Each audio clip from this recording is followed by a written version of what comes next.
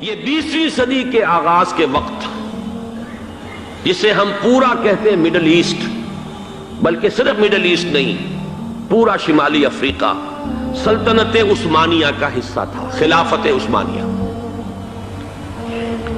Libya, الجزائر، مصر، پورا حجاز، یمن، پورا عراق، شام، اور یہ شام ہی کے حصے ہیں در حقیقت اردن اور لبنان، یہ شام عرب، عراق عرب، یہ پورا علاقہ خلافت عثمانیہ یہ اس کا حصہ تھا۔ السلام علیکم دوستو، ایک بار پھر خوش آمدید۔ اگر ہمارے چینل ڈاٹ لائف پر آپ نیو ہیں تو ہمارے چینل کو سبسکرائب کریں اور بیل آئیکن پر کلک کریں تاکہ ہر نئی آنے والی ویڈیو کی نوٹیفیکیشن آپ کو ملتی رہے۔ تو چلیے ویڈیو کو اسٹارٹ کرتے ہیں۔ عرب شریف میں 1922 تک ترکی کی حکومت تھی، جسے خلافت عثمانیہ کے نام سے جانا جاتا ہے۔ 1922 سے پہلے سعودی عرب کا نام سعودی عرب نہیں بلکہ حجاز مقدس تھا۔ خلافت عثمانیہ دنیا کے 3 براعظموں پر 1299 سے لے کر 1922 تک قائم رہی۔ دنیا میں کہیں بھی اگر مسلمانوں پر کوئی ظلم و ستم ہوتا تو ترکی کی حکومت اس کا منہ توڑ جواب دیتی۔ امریکہ، برطانیہ، یورپ، نصرانی اور یہودیوں کو اگر سب سے زیادہ خوف تھا تو وہ خلافت عثمانیہ کی حکومت کا تھا۔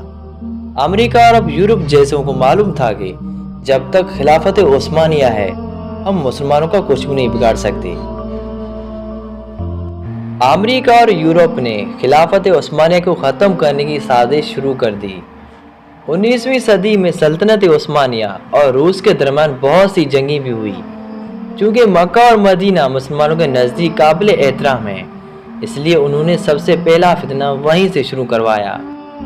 امریکہ اور یورپ نے سب سے پہلے ایک شخص کو کھڑا کیا جو کرسچن تھا، جو ایسی عربی زبان بولتا تھا کہ کسی کو اس پر شک تک نہ ہوا۔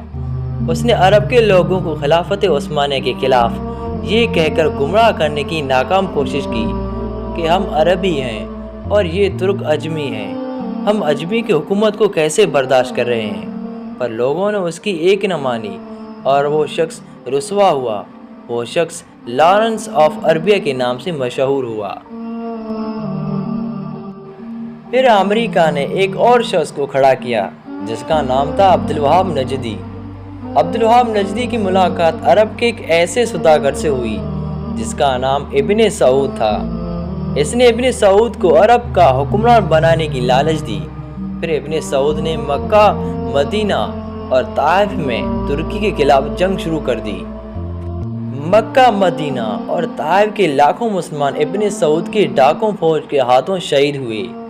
جب ترکی نے دیکھا کہ ابن سعود ہمیں عرب سے نکالنے اور خود عرب پر حکومت کرنے کے لیے مکہ، مدینہ اور طائف کے بے قصور مسلمانوں کو شہید کر رہا ہے، تب ترکی نے عالمی طور پر یہ اعلان کر دیا کہ ہم اس پاک سرزمین پر قتل و غارت پسند نہیں کرتے۔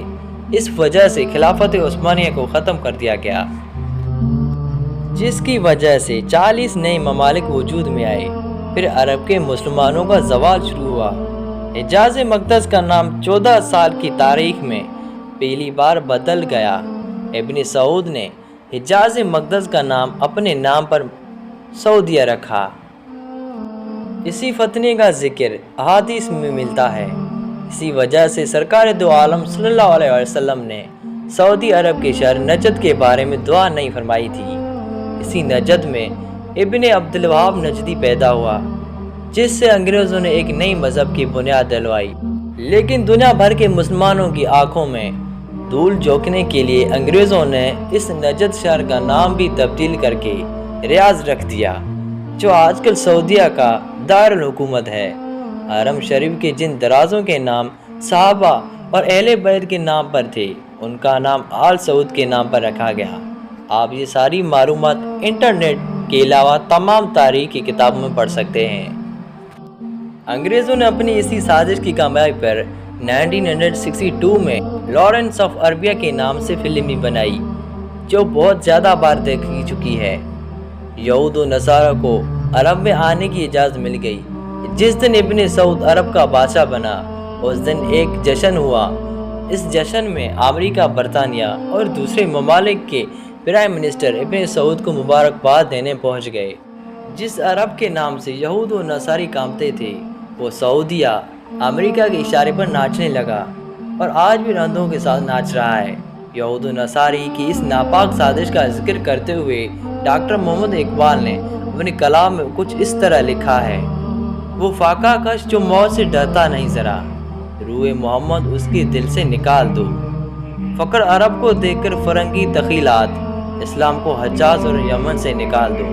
اللہ تعالیٰ مسلمانوں کو ایسے فتنوں سے محفوظ فرما کر پھر سے خلافت کی بدولت عطا فرمائے اور ہمیں ماضی کی تخلق حقائق کو سمجھنے کی عقل عطا فرمائے، آمین۔ اگر یہ ویڈیو آپ کو اچھی لگی تو ہمارے چینل کو سبسکرائب کریں اور اس ویڈیو کو اپنے دوستوں کے ساتھ ضرور شیئر کریں۔